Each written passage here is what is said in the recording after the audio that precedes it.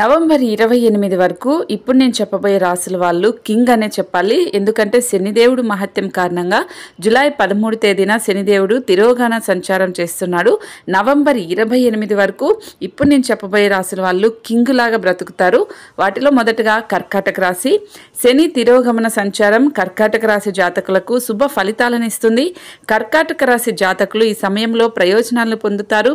ఏ పని చేసినా లాభాలు వస్తాయి. ఆరోగ్యం బాగుంటుంది. ఎప్పటి నుండో వసూలు కానీ మొండి బకాయిలు వసూలవుతాయి.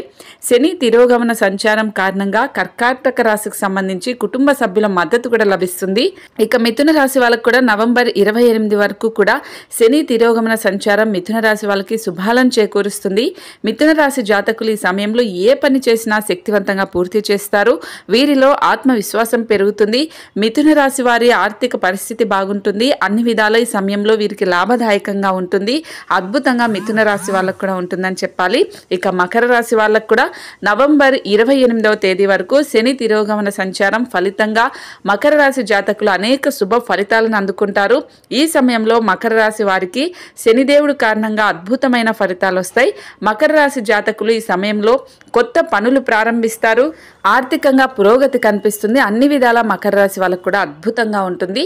ఈ 3 రాశులకే అయితే నవంబర్ 28వ తేదీ వరకు రాజులాగా బ్రతుకుతారు. మిగతా రాశులు కూడా ఖచ్చితంగా కష్టపడండి, మంచిగా జరుగుతుంది. మీ రాశి ఏంటనేది తప్పకుండా కామెంట్ చేయండి.